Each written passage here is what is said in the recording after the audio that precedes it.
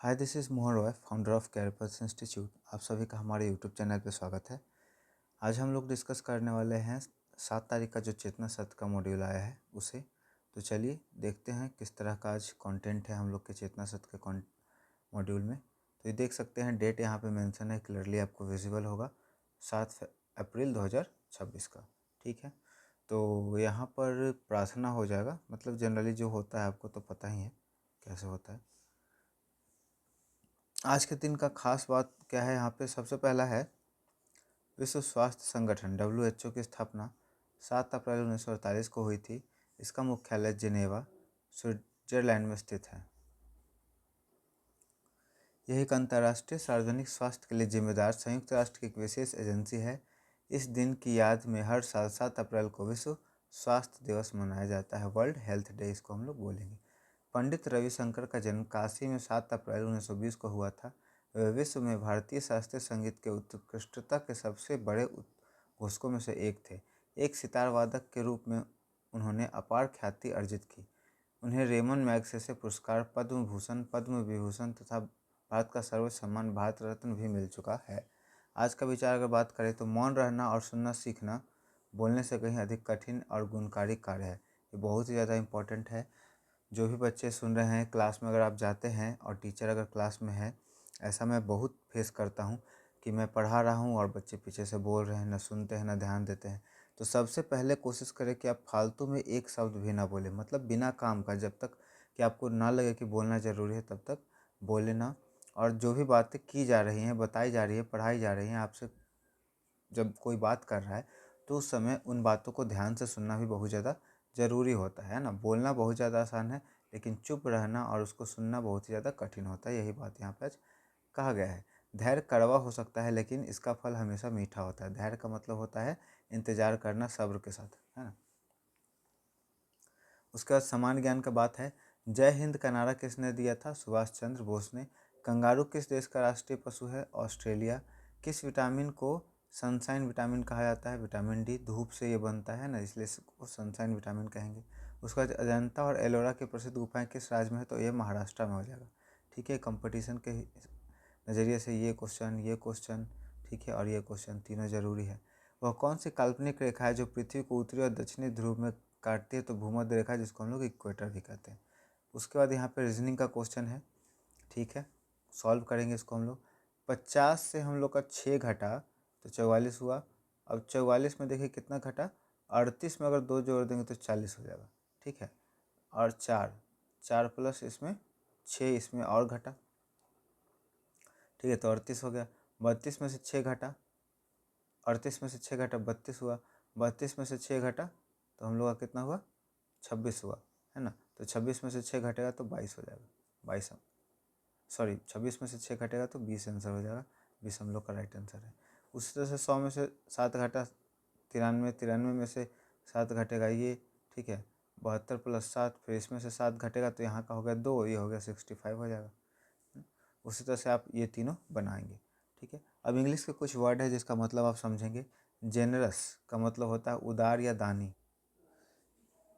Selfish का मतलब होता है स्वार्थी। स्टबर्न मतलब होता है जिद्दी। एरोगेंट मतलब होता है घमंडी। उसका बाद हम्बल का मतलब होता है विनम्र। और सिंसियर मतलब होता है निष्ठावान। ठीक है, हिंदी के कुछ वर्ड है। हठी का मतलब होता है जिद्दी स्वभाव वाला। मिलनसार मतलब घुल मिल कर रहने वाला। व्याकुल मतलब बहुत बेचैन और परेशान। पर्याप्त मतलब जितना जरूरी हो उतना। अत्यधिक मतलब बहुत अधिक मात्रा में। न्यूनतम मतलब कम से कम। यहाँ प्रेरक प्रसंग का एक कंटेंट दे रखा है और ये पहले भी एक बार दिया जा चुका है। ठीक है, तो मैं फिर से एक बार लेकिन रिपीट कर देता हूँ। यह घटना 1979 की है, जब डॉक्टर कलाम भारतीय अंतरिक्ष अनुसंधान संगठन इसरो में भारत के पहले उपग्रह परीक्षण यान SLV-3 के मिशन डायरेक्टर थे। पूरा देश इस ऐतिहासिक पल का इंतजार कर रहा था। करोड़ों रुपए और वैज्ञानिक के सालों की मेहनत दांव पर लगी थी। जैसे ही काउंटडाउन खत्म हुआ, रॉकेट ने उड़ान भरी। कुछ ही सेकंड बाद वह अनियंत्रित होकर बंगाल की खाड़ी में जा गिरा। मिशन फेल हो गया था।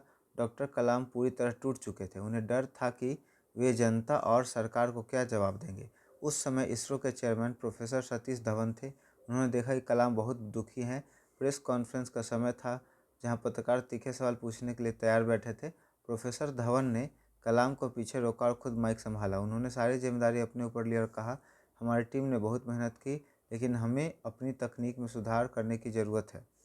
मुझे पूरा विश्वास है कि अगले साल हम जरूर सफल हो जाएंगे। ठीक 1 साल बाद 1980 में टीम कलाम ने सफलतापूर्वक रोहिणी उपग्रह को अंतरिक्ष में स्थापित कर दिया। इस बार बड़ी सफलता मिली तो प्रोफेसर धवन ने कलाम को आगे कर दिया और कहा, आज प्रेस को आप संबोधित करेंगे, यह आपकी जीत है। एक महान नेता वह होता है जो असफलता के समय जिम्मेदारी खुद ले और सफलता का श्रेय अपनी टीम को दे। ठीक है, अब क्लास 9 से 12 के लिए है, ये हम लोग का रिपीटेड रहता है। तो हम लोग यहाँ से शुरू करेंगे आज के विचार से। परिवर्तन के बिना विकास संभव नहीं है और जो अपने विचार नहीं बदल सकते वे कुछ भी बदल नहीं सकते हैं। कितना इंपॉर्टेंट लाइन है। परिवर्तन बहुत ही ज़्यादा ज़रूरी होता है और परिवर्तन हमेशा खुद से होता है। सबसे पहले आप खुद को बदलें, है ना। कभी भी आप उम्मीद नहीं कर सकते हैं कि सामने वाला इंसान आपको अपने आप में बदलाव लाए आपके वजह से, है ना। जो भी बदलाव करना है, अच्छे हो, है ना, बुरे तो मैं नहीं कहूँगा, नो, वो आप खुद में करेंगे। जैसे मान लीजिए कि सामने वाले किसी पर्सन का कोई आपको आदत अच्छा नहीं लगता है, तो आपको खुद को बदलना है इस तरह से कि वो कुछ भी करे आपको फ़र्क ना पड़े, है ना। सिंपल कि जैसा ये समझ सकते हैं, ना कि आप ये उम्मीद करेंगे कि वो आपके लिए बदले। ठीक है, अब बात करेंगे हम लोग समसामयिकी की।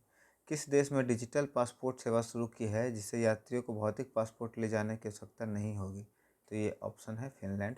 किस राज्य में देश का सबसे बड़ा सौर ऊर्जा पार्क का उद्घाटन किया गया है? देखिए, राजस्थान आपको जनरली है कि ये हो जाएगा, क्योंकि राजस्थान जो है सबसे गर्म और स्थल भी यहाँ पर है, तो यहाँ पे हीट ज़्यादा आता है, तो सोलर पार्क वहीं पे बनाया जाएगा जहाँ पे ज़्यादा गर्मी होगा, है ना। भारत का कौन सा राज्य अपनी सभी सरकारी सेवाओं को 100% डिजिटल करने वाला पहला राज्य बन गया है? तो ये है केरल। ठीक है, 2026 के लिए एबल पुरस्कार गणित का नोबेल किसे प्रदान किया गया? मिशेल टेलाग्रैंड। ठीक है, बहुत अच्छा क्वेश्चन है ये। एबल पुरस्कार सबसे पहले यहाँ पे किससे रिलेटेड है? तो मैथ से, और किसे दिया गया? मिशेल टेलाग्रैंड को। उसका समान ज्ञान में और है, लक्षद्वीप समूह में किस प्रकार के द्वीपों का उदाहरण है? प्रवाल द्वीप। गंगा नदी बांग्लादेश में किस नाम से जानी जाती है? पद्मा। ब्रह्मपुत्र नदी तिब्बत में किस नाम से प्रवाहित होती है? सांगपो। भारत की कौन सी नदी कर्क रेखा को 2 बार काटती है? महानदी। बहुत ही इंपॉर्टेंट क्वेश्चन है। प्रायद्वीपीय भारत की एकमात्र बारहमासी नदी कौन सी है? कावेरी। उसके बाद ओजस्वी का मतलब होता है प्रभावशाली और तेज से युक्त, जैसे ओजस्वी वक्ता। किंग कर्तव्य मूढ़, मतलब जो निर्णय न ले पाए कि क्या करना चाहिए। अघृष्य, जिसे पराजित न किया जा सके या जिसे दबाया न जा सके। अमरसी, जिसे बहुत अधिक जल्दी क्रोध आ जाता हो। एम्बिगियस, अस्पष्ट, 2 अर्थ वाला। ल्यूसिड, स्पष्ट, साफ। एरोगेंट, घमंडी, हम्बल, विनम्र। कॉम्प्लेसेंट, आत्मसंतुष्ट, लापरवाह। एंजियस, चिंतित, बेचैन।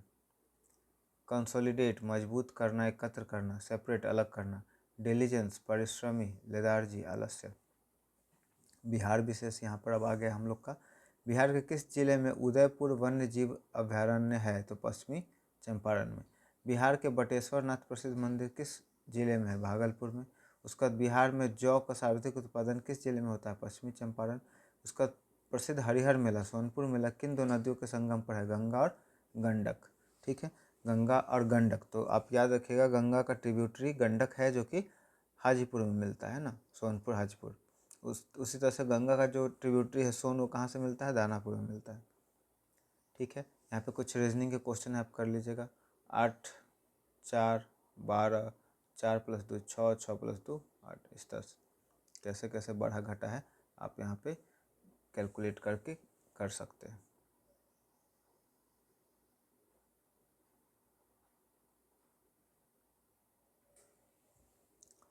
ये आप घर से कर लीजिएगा, आपका ये होमवर्क रहेगा। तो ये छोटा सा हमारा प्रयास था ताकि आपको ज़्यादा से ज़्यादा हेल्प हो सके, और ये मॉर्निंग सेशन में बिहार बोर्ड के सभी विद्यालय में कराया जाता है, तो उन सब बच्चों का रिवीजन भी होते रहेगा। आप जब भी चाहें यहाँ से दोबारा आकर के प्लेलिस्ट पूरा बना हुआ है चेतना सत्र का, उसमें जा कर के देख सकते हैं। मुझे उम्मीद है हमारा यह प्रयास आपके लिए काफ़ी हेल्पफुल होगा। अगर आप हमारे चैनल को सपोर्ट करना चाहते हैं तो चैनल को सब्सक्राइब कर दें। Thank you so much.